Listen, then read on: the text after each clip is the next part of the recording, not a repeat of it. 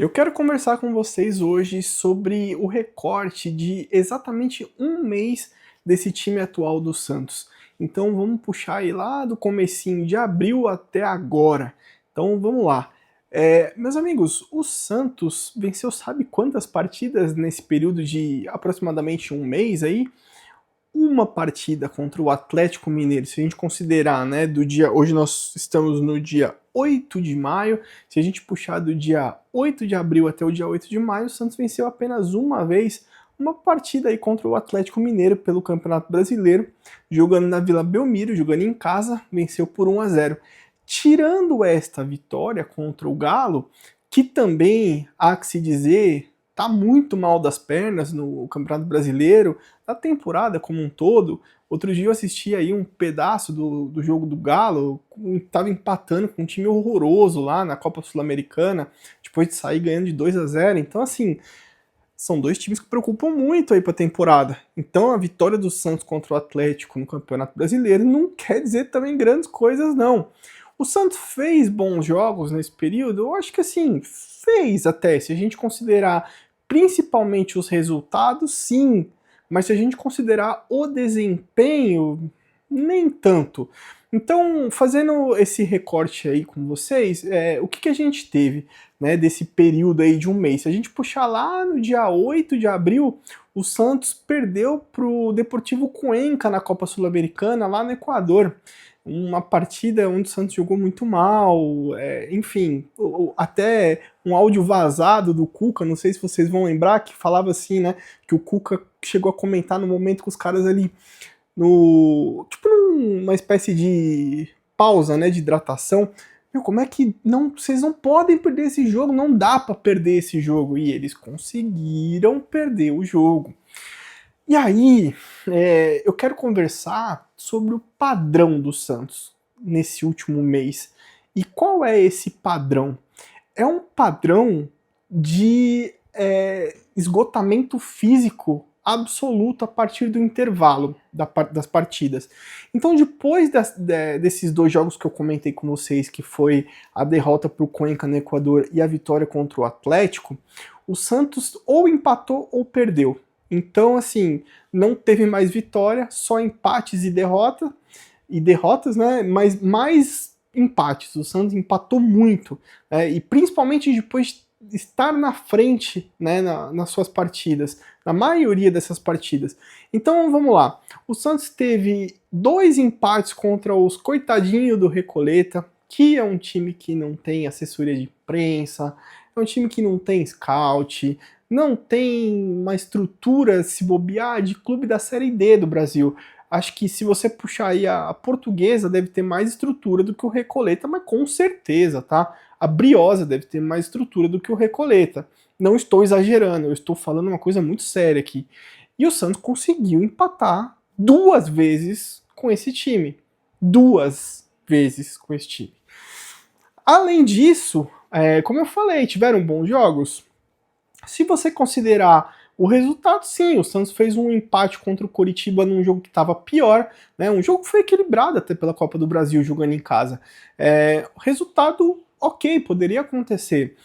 Além disso, conseguiu empates aí contra o São Lourenço na Sul-Americana, fora de casa, lá na Argentina, pressão e tudo mais. O São Lourenço não é um time maravilhoso, falei isso aqui em outro vídeo, mas conseguiu um empate. Conseguiu empate também contra o Palmeiras, fora de casa, no Allianz, um time todo remendado do Santos, foi lá e conseguiu. Desculpa, o time remendado foi contra o Bahia. Quando eu falo remendado, talvez porque foi sem o Neymar, mas o Neymar ultimamente também tem deixado a desejar, infelizmente, como eu já comentei em outros vídeos. Mas contra o Palmeiras foi praticamente o time completinho, né? E aí conseguiu um bom resultado contra o Palmeiras, né? E contra o Bahia, foi o time que eu queria falar que foi remendado, foi lá contra o Bahia, conseguiu empate em Salvador. E aí, depois, além disso, foi o jogo contra o próprio Recoleta, que eu já comentei, né? Que foram os 2 empates. Então, qual é o padrão que eu queria tanto comentar com vocês no vídeo? É um padrão físico. O Santos, ele se desmancha no intervalo dos jogos de uma tal maneira, faltou falar o jogo contra o Fluminense, né? O Santos perdeu do Fluminense em casa pelo Brasileiro depois de estar na frente. Mas voltando, então assim, a preparação física desse time é muito falha, é muito deficitária. Esse time do Santos, ele tem um problema físico muito sério. E aí, eu vejo poucas pessoas comentando sobre isso, mas quem são hoje os responsáveis pela preparação física do Santos Futebol Clube? E principalmente, o que está sendo trabalhado com os atletas em relação a isso? Porque eu não, sinceramente, desculpa se alguém perguntou isso em alguma coletiva, ou enfim, eu não vi. Mas cabe também, eu acho, a própria imprensa questionar o que está acontecendo fisicamente com os jogadores do Santos, que eles simplesmente se desintegram no meio da partida. Então, na maioria desses jogos que eu falei, o Santos começou ou na frente ou muito bem, fez primeiro tempo de gente grande, de time grande. Aí chega no segundo tempo, parece que dá um apagão nesse time, parece que os caras simplesmente cansam num nível de, tipo, assim, é um esgotamento físico completo, absoluto. Então os caras saem de um nível ali de preparação física de 90% para, tipo, sei lá, 20%. Para quem joga game aí, sabe, tipo, o Winning Eleven, que o cara jogava lá com a barrinha lá pra cima, né? Então, tipo, os jogadores do Santos com a barrinha lá pra cima, tipo, a setinha, né? Setinha vermelha lá pra cima no começo do primeiro tempo. Aí chega no intervalo, os caras ficam tudo na setinha para baixo, né? Aquela pior possível que você fala, pô, o cara tá morto, não consegue correr. Nada.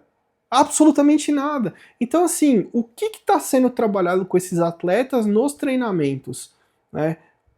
Para que esse tipo de situação não aconteça de novo? Você pega o jogo contra o Fluminense, por exemplo, um caso bem clássico disso daí.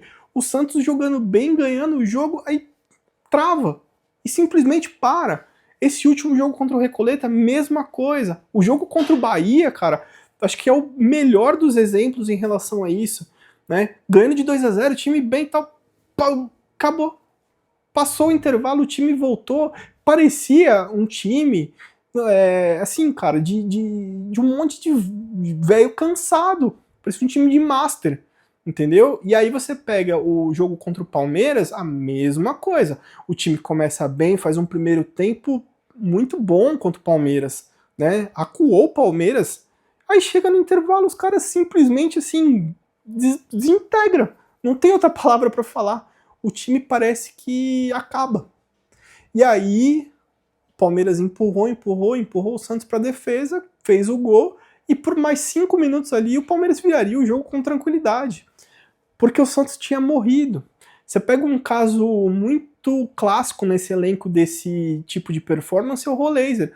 O Roleiser é um cara que ele começa voando em campo. Primeiro tempo do Roleiser, pode reparar, porra, parece um torpedo. Tá ali, tá aqui, tal. Chega no intervalo, parece que morreu.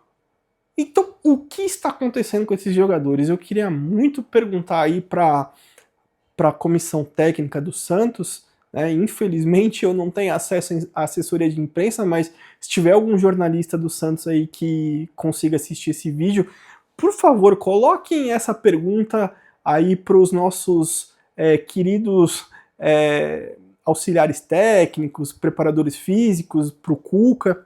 Eu queria entender o que está acontecendo. Porque às vezes a gente fala muito, e com razão, a gente cobra jogador, a gente cobra diretoria, e tá certo, os caras têm que desempenhar em campo, né? Tem que fazer o trabalho deles tecnicamente, taticamente, a diretoria tem que saber contratar, a diretoria tem que saber usar os recursos de forma adequada, tudo isso, perfeito. Mas, às vezes, essas questões ficam ocultas, como, por exemplo, da preparação física. O que está sendo feito em relação à preparação física do Santos? Eu queria entender. E aí, a gente tem outras questões, como logística. Você pega a logística do Santos, aquela questão lá do jogo do Palmeiras, que o cara errou o hotel, né? Ele passou para a polícia militar um hotel errado. São coisas que não pode acontecer num clube profissional do tamanho do Santos, gente. Isso não existe. Então, você vê que é um problema estrutural. Eu comentei isso em outro vídeo meu, que eu falo assim, você liga, por exemplo, a TV para assistir o Santos, aí você fala, putz, o Santos profissional tá perdendo. Caramba, que coisa, né? Aí você liga o Sub-20, outro dia eu liguei para assistir o Sub-20, tava num jogo contra o Red Bull Bragantino, acho que era Brasileiro Sub-20, 4-0 pro Red Bull Bragantino. Porra, caramba, em casa, perdendo do Bragantino de 4-0 no time Sub-20, não tem ninguém? Aí você liga o futebol feminino, perdendo da Ferroviária, no Paulista Feminino. Então, quando você vê que existe um padrão, e um padrão ruim, é porque tem alguma coisa acontecendo que não está dentro dos conformes, né? Porque se fosse uma coisa pontual, perdeu uma aqui, perdeu outra ali, mas, pô, todos os times do Santos perdem. Todos. Você pega, sei lá, do sub-7 até o profissional. Todos perdem. Então, se isso não é um problema de gestão, é problema do quê? Cara, eu sou formado em administração de empresas. E aí, quando a gente não consegue enxergar que isso é um problema maior do que simplesmente um jogo aqui, um jogo ali, né, fica complicado. Então, peço encarecidamente aí essa questão da preparação física, queria muito entender, e um alerta para o torcedor santista. Mais 3 anos dessa gestão podem matar esse clube. Matar, de vez. Enterrar a história do Santos Futebol Clube. Então, a gente precisa ter muita consciência do que a gente faz nas urnas aí no final do ano, né, porque pode ser um ano decisivo aí para o futuro do Santos Futebol Clube. Se você curtiu esse vídeo, deixa o seu like, se inscreve no canal, ativa o sininho para notificação aí dos próximos vídeos que eu trato aqui do peixe. A gente se vê, até o próximo vídeo, valeu!